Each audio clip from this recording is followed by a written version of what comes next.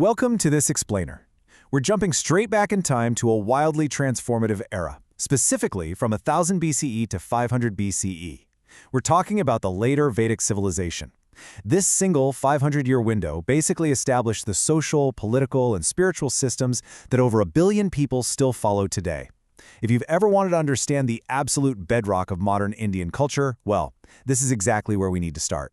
So think about this for a second. Imagine an era that birthed these incredibly sprawling epics, introduced completely profound philosophies, and simultaneously locked in some of the most rigid social hierarchies in human history.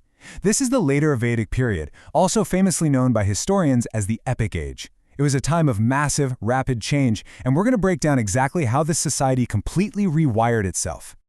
We've got a lot of ground to cover today to see how all this came together. We'll be hitting the dawn of epic India, the new kings and their sacrifices, the strictly divided society, the 4 mapped-out stages of life, the legendary epics themselves, and finally, the core foundations of Hinduism. Let's get right to it. All right, part 1, the dawn of epic India. Let's look at the big picture of how the Indo-Aryans physically expanded their territory and totally overhauled their economy. Armed with brand new iron tools, and yeah, archaeologists have literally dug up the proof of this in regions like Hastinapur, the Indo-Aryan tribes began settling into the incredibly fertile Gangetic Valley. This iron, it was a total game changer. It meant vastly better farming tools, which meant they could finally shift away from a nomadic lifestyle and commit entirely to settled agriculture. This agricultural boom brought a wave of prosperity. We're talking the sudden growth of bustling new towns, emerging cities, and a huge, thriving trade network based on the barter system. Oh, and fun little historical fact, this is also when they started creating these very distinct painted gray vessels. Which brings us to part 2, kings, power, and sacrifices. Because as you can probably guess, all that sudden economic wealth didn't just stay in the fields. It totally shifted who was in charge. Small tribal groups suddenly ballooned into these massive, powerful kingdoms like Kuru, Kosala, and Magadha. Kingship became strictly a family business, completely hereditary. The old tribal assemblies, the Sabha and Samiti, basically lost all their leverage over the king. Instead, these rulers started proving their godlike dominance through incredibly elaborate rituals, like the famous Ashwamedha Yagna. Picture this: a king sets a beautifully decorated horse completely free to roam. Any territory that horse walked across was automatically claimed by the king. That is, unless some rival ruler was actually brave enough to stop the horse and trigger a full-on war. As these kingdoms got bigger and more complex, society itself completely changed. So let's look at part 3, a divided, rigid society. The population basically fractured into 4 strictly defined castes, or varnas. But here's the massive shift from the earlier era. Your caste was now 100% decided by your birth, not by your actual skills or occupation. You had the Brahmanas and Kshatriyas sitting at the top as the powerful priests and ruling warrior classes. Then the Vaishyas handling all the trade and farming, and finally the Shudras, whose sole role was to serve the others.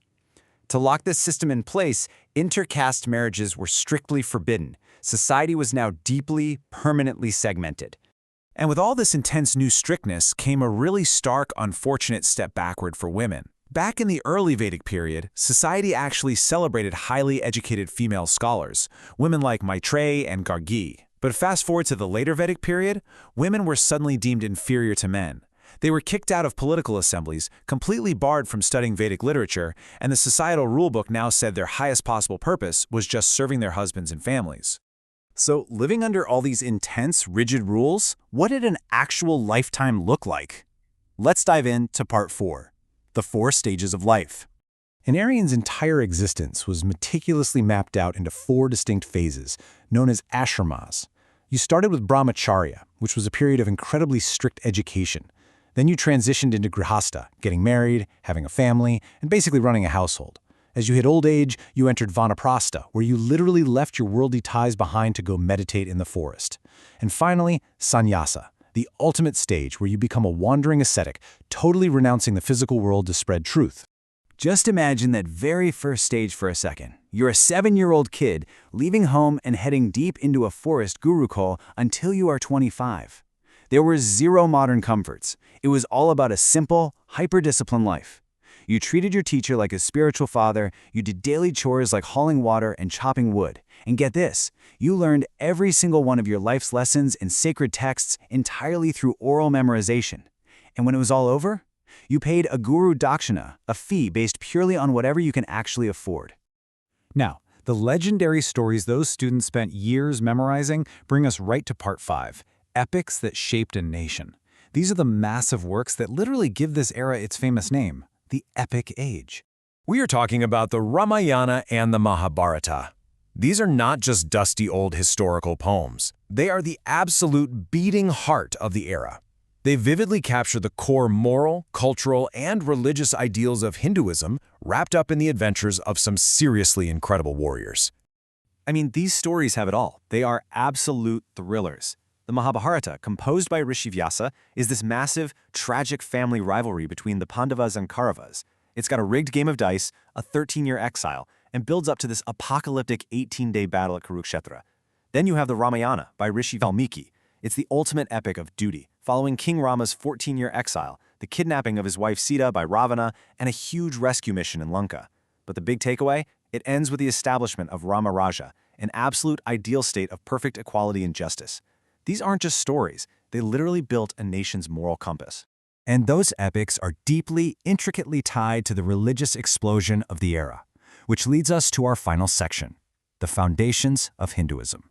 The older nature gods from the early Vedic days, they kind of faded into the background. In their place, the Holy Trinity took center stage. Brahma the creator, Vishnu the preserver, and Shiva the destroyer.